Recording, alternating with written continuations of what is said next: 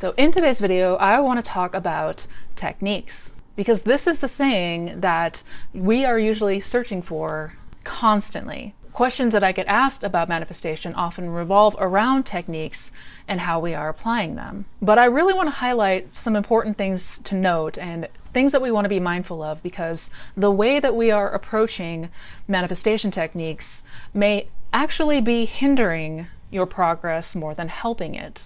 And I want to introduce a new mindset, a new approach, ways that we can start looking at this that don't involve elaborate techniques. In fact, you can almost think of it like a no technique method, if you will. By the way, hi, I'm Missy Renee, and on this channel we talk all things manifestation and the law of assumption, so if that is a topic you want to learn more about, then definitely be sure to subscribe to my channel, hit the bell icon for notification, and if you enjoy my videos, be sure to hit that thumbs up button. If you're interested in any of my resources, such as my coaching programs, my workshops, masterclasses, I've got links to all of that information down in the description box, so don't forget to check it out. Now, right off the bat, I'm not here in this video to dog on manifestation techniques or say that they can't ever be used or that they're inherently a bad thing, because they're not. Manifestation techniques can be incredible tools, very helpful tools in our arsenal when it comes to feeling into that state of the wish fulfilled, when it comes to utilizing our imagination to go to the end. They can absolutely help us with accessing a new state of consciousness. However, the issue a lot of people run into is that they are approaching these techniques and they are applying these techniques from a state of lack. And oftentimes from that state of lack, we are seeking more and more on how to do this, because everybody wants a method. Everybody wants a trick or a shortcut.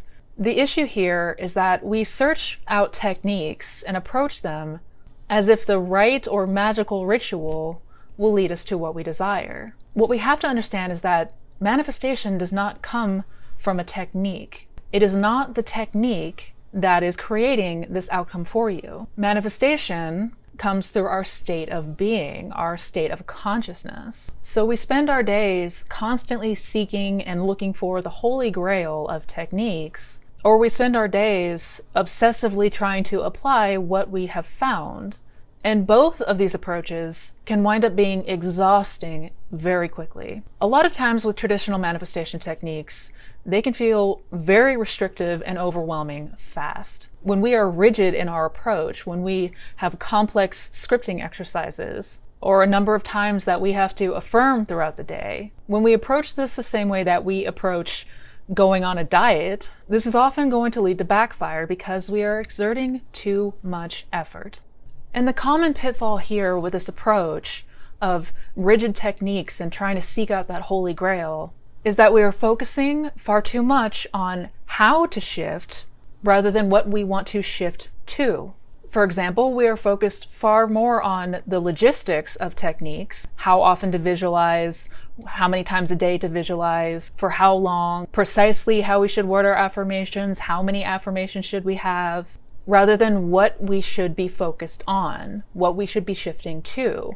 That is, for example, the feeling of abundance, or getting very clear on what that desired outcome looks like for you. Once again, we focus too much on the how and not enough on the what we should be feeling. Because it is ultimately this what the feeling is like already having your desire, that is the key to all of this. And any technique that you come across out there, its only objective is to help you reach this feeling state, getting very clear on the what your desire is, looks like, and feels like. We unknowingly put these manifestation techniques on a pedestal, like we do with many things that we have attachment to. And we can tell this is true by looking closely at the effort that we're putting into this. When you go to do these techniques, does it feel like it's coming from inspiration or pressure? More often than not, this is coming from us pressuring ourselves to do this thing to get this outcome, which is ultimately driven by fear. And fear-driven effort often sounds something like, if I don't visualize every night, it's not going to work. If I miss a day of affirmations, I'm going to lose all of my progress. If I don't do this method perfectly, then it's not going to happen. This pressure only causes us to exert more effort, try to push ourselves even harder, And with this approach, inevitably, we're going to hit burnout because manifestation is effortless. So I want to talk today about maybe taking a different approach. Rather than constantly seeking new techniques and how to get to that desired outcome and all the logistics that come with it, and ways that we can cultivate that inner shift that don't require any rituals or techniques. The no technique approach, if you will. And to be clear, this no technique approach is not about doing nothing. Instead, it is about releasing our attachment to certain methods and techniques and tools like elaborate visualization exercises or rigid daily affirmation schedules. The underlying principle here is that your 3D reality responds to your dominant state of consciousness. It responds to your concept of self and what you naturally feel, believe, and assume to be true. Your 3D does not respond to your elaborate rituals, such as spending hours a day meticulously trying to visualize that end outcome, all the while just feeling more frustration and pressure as you go. It is about embracing that state of allowing and receptivity as the true technique. For instance, the feeling of satisfaction from already having what you desire in your imagination, rather than trying to force a specific outcome. This is about cultivating those inner shifts throughout your day-to-day as you become aware of thoughts coming up and reactions coming up for you. For example, anytime that you may have a fear-induced thought, an intrusive thought, if you will, about your desire, that's an opportunity that will allow you to explore that and maybe challenge it a little, if you will. And we do this simply by asking a question that is 2 little words. What if? For example, let's say I'm trying to manifest abundance and wealth, but I'm noticing a lot of fear and anxiety around this topic because I'm wondering how I'm going to pay my bills next week. I'm wondering how I'm going to possibly get this money to just magically show up in my bank account. So instead of continuing to entertain the fear-based thoughts, I allow myself to say, but what if it was already taken care of? What if I already had the money in my account right now? This is basically you stating that this is a hypothetical outcome.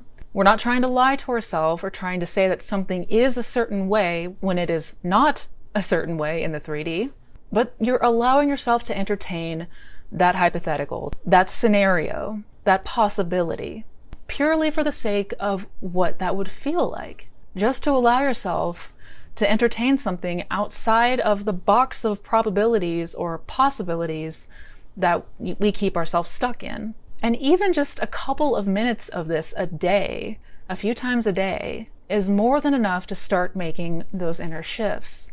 Basically, what we're aiming to do here is shifting our focus away from the things that we have to do to get the outcome that we want to the things that we can do to naturally cultivate that inner feeling, getting more and more familiar with the feeling of already being the person who has it, is by choosing a state, not a task, not a technique that we need to do, not a method, but a state. And then we ask ourselves one simple question. If I was now this person who already has what I want, what would that look like and who would I be?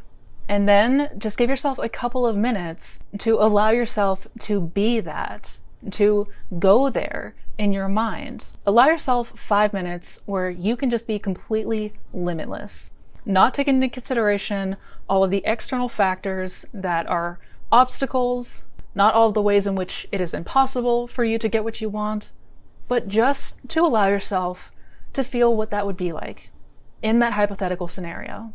And you can do this however you want. We don't have to visualize per se. We don't have to affirm it per se. If your imagination is more visual by nature, then take that approach. If you're somebody who resonates more with inner conversations, then take that approach. If you're somebody who is more intuitive and just wants to focus on the feeling without pictures or sensory vividness, then take that approach. Because ultimately, it doesn't matter how we do it. It matters how we feel. And we don't have to be this version of ourselves 24 hours a day. Yes, there are going to be times where we slip back into that old thinking pattern. There's going to be times when fears and doubts come up for us. And that's where we just remember the what if approach. What if it was different? What if this was possible? What would that look like? And then just allow yourself to feel that. And this shift in perspective and approach is going to liberate us from the constant need to control and fear of whether or not we are doing this right. Because it's not about how we are applying the technique, but what we are feeling at the end of the day. This approach will also allow you to imagine in a way that is much more natural and effortless. We can start to gently introduce new concepts, new ideas, from the place of just exploring what that would be like. A couple minutes here, a couple minutes there, no crazy rituals, no rigid schedules, just allowing this new integration bit by bit throughout our day-to-day. Because the more and more that you allow yourself to actually think and feel from that new state, everything that follows that will be effortless to you. Because once again, it is not the technique that creates, it is your state of consciousness. When you occupy the state of abundance, you're going to find that opportunities just come to you. You're not even going to have to do anything. You're just going to naturally be a magnet for those opportunities and connections to wealth and abundance. The state of being loved and adored is going to naturally reflect in other people showing up for you in the way that you desire and believe and assume you should be treated. You're going to find that by simply occupying this new state internally, there's nothing you're going to have to do. You're not going to have to micromanage and try to control every thought and every action you take during the day-to-day. It's just going to flow for you. Because this has nothing to do with controlling reality. It is about being the self that your reality naturally reflects. You don't try to be somebody who is loved and prioritized if that is who you naturally feel you are.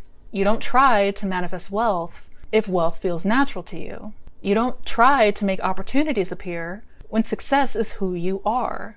What you identify with and who you identify as expresses itself without any effort.